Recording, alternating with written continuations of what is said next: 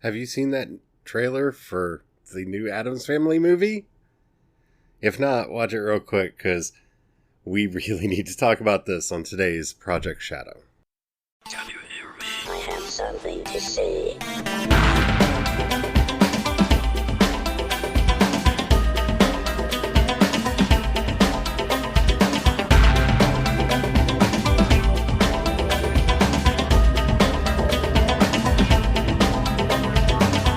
Project Shadow starts now. Hello everyone, how are you doing today? My name's Charlie. You might know me better as sci-fi fantasy writer C.E. Dorset, especially if you're reading my new book, Crucify My Love, which is available in a lot more places now, in theory. At least it looks like it is. So, part of the whole project lately has been to take the books wide, so it is now available on Kobo, Kobo Plus, which is their all-you-can-eat service, Barnes & Noble. It should be up on the Google Play Store, and hopefully eventually on Apple iBooks, but that's been kind of a thing. It's also on Wattpad, so yay, there you go, it's places. I hope you like it. Yeah. So, it's also on ProjectShadow.com. So, yeah. I want to thank everybody who is so supportive about me moving from a daily to a weekly podcast. And I wish more people were.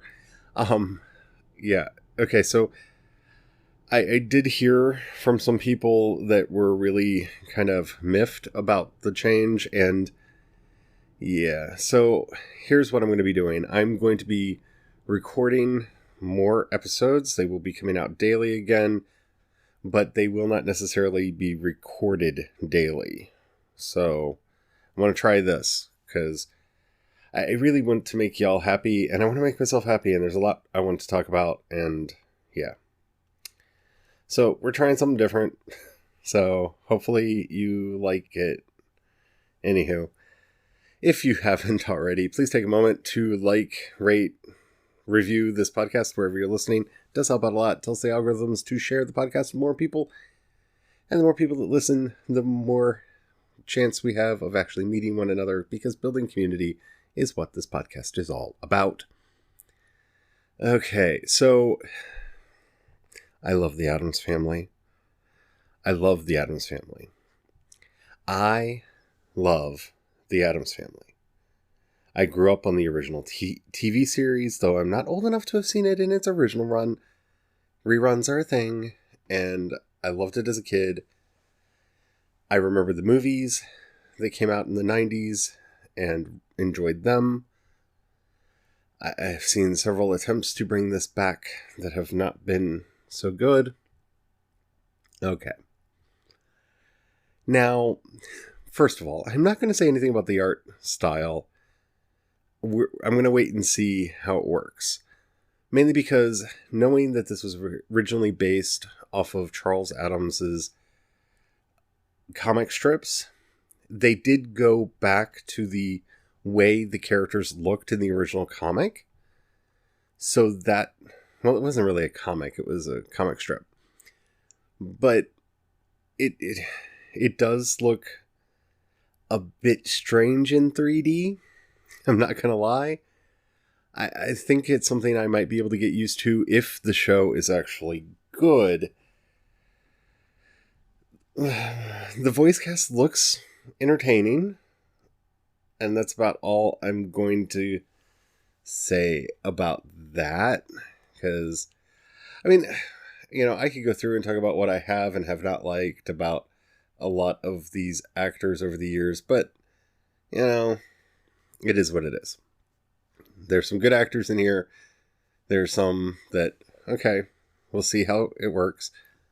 I'm mostly concerned about Nick Kroll doing Uncle Fester, just because Nick Kroll, to my ear, only has a few voices that he does, and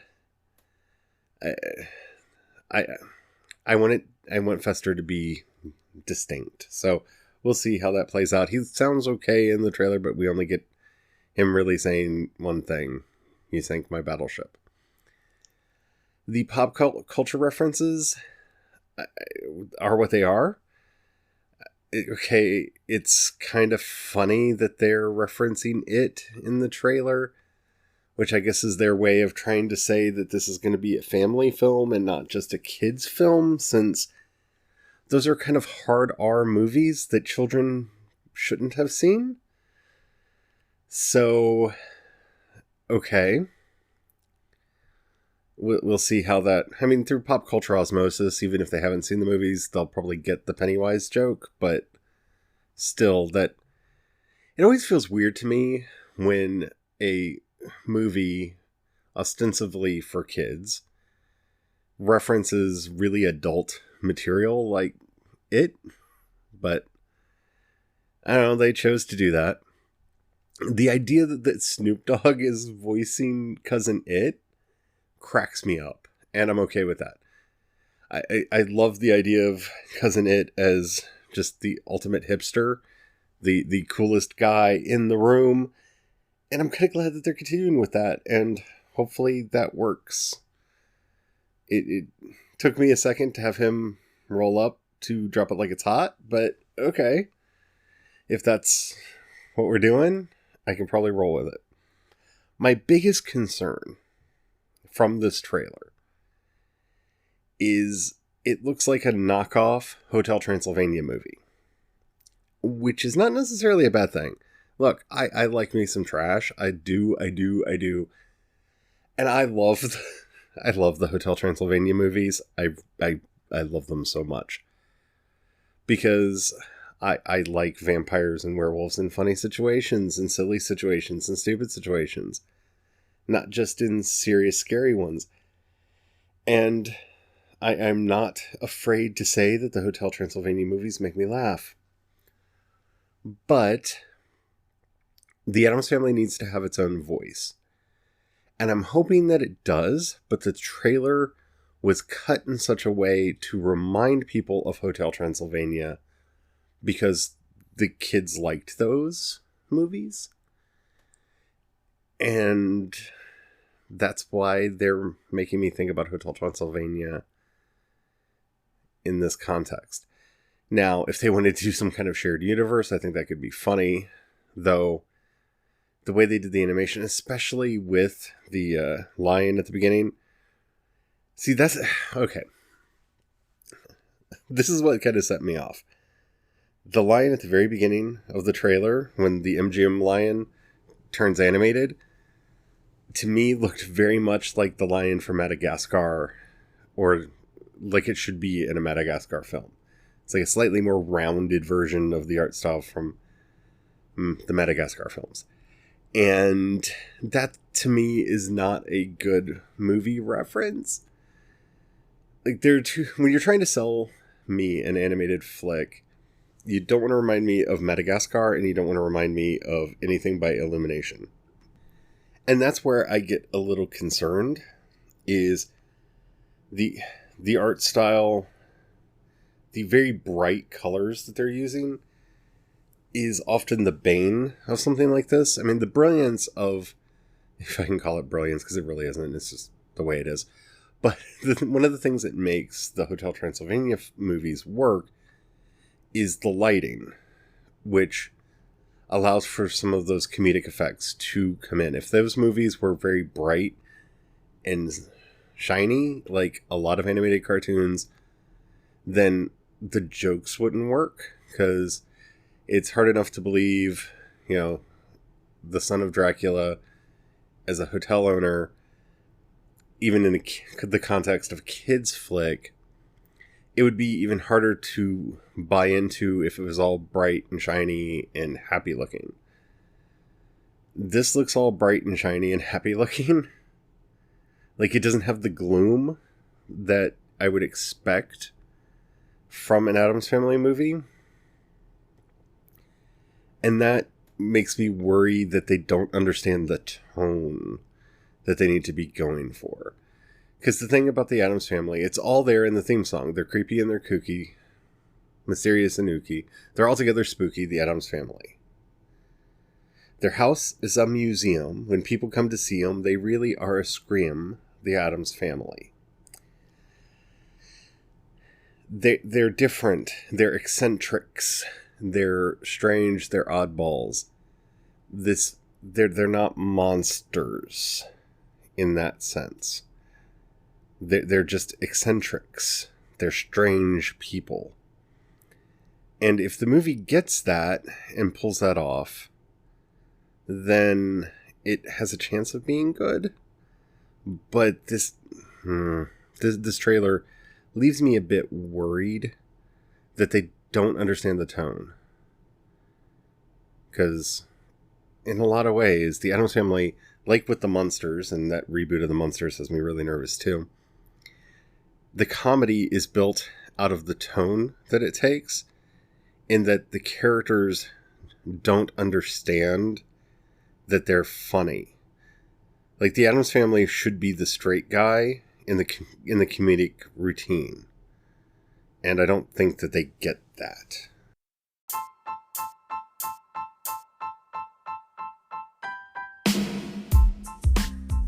Now, having gone on about tone an awful lot, the sequence that is in the trailer of Wednesday Addams reanimating the frogs as in the science class and making the zombie frogs cracked me up, and I laughed very, very hard. So, if that's more what the movie is, I'm okay with it. And that's the problem here that they're trying to do, especially with a nostalgia property like this. And it's why I'm getting frustrated by so many nostalgia properties being brought back out. Because you have to juggle to make them work. You have to try to find some way to get fans like me, who are outside the target market for the movie. Because, remember, this is a kid's movie, right? But you want people like me, who remember loving the Addams Family, to want to go see it. Whether it's taking kids to go see it, or just going to see it on our own so that it makes more money. Because after all, that's all that Hollywood cares about, is making money. This didn't really do anything to hit that nostalgia audience, which I'm not against. If they're going for a completely fresh and original idea, just going after a new audience and trying to hook the kids, okay, I'm fine with that. I'm not one of those people that thinks, you should cater to every 40-year-old who loved something when they loved the property when they were a kid. It's perfectly alright to try and do something new. At the same time, I'm not sure how this will resonate with kids, and anybody out there who has kids, please let me know what they thought about the trailer. Because my biggest problem with it is it looked like a lot of films that we have gotten already, namely the Hotel Transylvania ones. And yeah, I could see how a kid who is really into those movies might be excited by this one. But I didn't see the hooks that I feel like something like the Addams Family needs to have to make that new audience. I mean, the only sight gag that they included, and it was a sight gag, well, there were two of them, and that was Morticia, played by Charlize Theron, opening the window at the beginning in the middle of the storm saying, "What a beautiful day," and her putting the vice on Gomez's head and him asking if that's as tight as it can get, because as we know, that's how he cures his headaches, if you were a fan of the show. So those two scenes in there seem to be calling back to the OG fans like me, but I don't know how they would resonate with people that aren't already familiar with the franchise itself. And maybe it's more ubiquitous than I think. Maybe the kids today are still watching black and white TV shows from the 60s. I don't know. I kind of hope so, because the original Addams Family is a lot of fun. And unfortunately, some of the things that should feel really dated don't, unfortunately. But I get concerned about that, Mainly because this is a property that I really do love and I want to see do well, and I would love to get a whole bunch of new Addams Family stuff. Because, like I've said 1,000 times already, I love the Addams Family. But if it's just going to be a bunch of generic jokes that doesn't... I don't know. I want this to be subversive.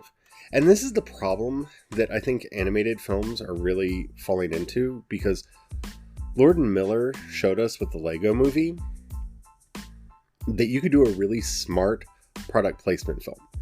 Because let's be honest, that was a product placement film that should have felt very dry and derivative and not at all interesting or exciting. It should have felt like, oh, wow, you made a movie about Legos. And knowing that we were going to feel like, oh, wow, you made a movie about Legos, they made a movie that was so much more and so much smarter than it had any right to be as a simple product placement movie to sell us Lego kits. And that's the problem, is we've seen that it's possible. It's the problem that I talk about a lot with the DC animated films that know what they're doing, and the DC live action films that don't. Because we've seen through the Marvel movies that you can do really epic superhero things that build over time and really delve into character and do some awesome stuff while being as weird and crazy as comics want to be. So, not living up to that standard feels weird now. And, yeah, you know, kids... I think we underestimate kids in what they want and often dumb stuff down. And that's not necessarily a good idea. Speaking as someone, and I know this is going to be a shocker for the majority of you, who is the weird kid in school, what I loved about the Addams Family is and the Munsters, is they just embraced their weirdness. They embraced their difference and didn't see being different or being weird as anything to be embarrassed about or apologetic for. And that is a basic message that kids in every generation need if they're going to survive and thrive in middle school and high school. You need those voices out there saying, just let your freak flag fly and be who you are. And don't worry about how people perceive you. Make your own family. Make your own group. Be weird, be strange. The group that I ran around with in high school, we called ourselves the Freaks because we were different. We actually didn't have all that much in common, except we were all weird in some way. But that weirdness is what pulled us together and what made us strong and helped us get through. That's the message that this movie needs to get across. Now, it can do 1,000 other things in its plot and still do that. But the trailer, at least, spent so much time going, oh wow, look how weird they are, that I'm afraid they may have missed that, and we're going to get a freak show movie instead of a celebration of freakiness movie. And that's where I am a bit concerned. Especially for the kids. The kids really need a movie that says it's okay to be different. It's okay to go against the grain. It's okay to be yourself and be weird and be strange. Because being strange is in fact normal. Everybody's strange in their own way. So, I don't know, it's a lot to ask from a trailer to show that it's going to have any of that depth, any of that meaning or message, but I don't know, it felt much more like a freak show movie, and I don't know, if it is just a clone of Hotel Transylvania, which at least this trailer really makes me feel like it's gonna be. At least those movies have that message in them. You embrace your quirkiness, you embrace your weirdness, and it doesn't really matter. So, hopefully this will too. I don't know. We'll have to see. But I give the trailer a tentative, oh, okay, rating. I hope you enjoyed the show. I talked a lot about that, didn't I? But it's something that matters to me. And if you enjoyed my blathering, please go to wherever you can in the app you're listening to me on and rate this podcast. It really does help. It really, really, really does. If you've got a buck you can throw my way, down in the show notes you'll find a link both for my Patreon and the community support page. If you want to join the project, $1 really does help. And the difference between the community support page and the Patreon page is people on Patreon occasionally get stuff. So, there you go. Yeah, so thank you to everybody who gives. I don't know if some of you found a weird way to donate to Patreon, but my Patreon went up last month, but I don't see any new patrons listed, and it doesn't look like anybody changed the levels they were giving at, so I don't know what happened, but thank you for whatever happened. Thank you. That really does help out a lot. If you don't have any money, or you don't feel like giving right now, don't worry about it. Not a big problem. Just please share the podcast with people you think will enjoy it. That helps out a lot too. If you have any questions, comments, or topics you'd like to hear discussed on the show, you can either use the voice message link in the show notes, or hit me up on Twitter or Instagram. I'm CE Dorset on both, or head over to Project Shadow and find links to everything that I do over there. Yeah, that's it. Thank you all so much for your care, love, and support. It really does mean the world to me. Until next time, don't forget, have the fun.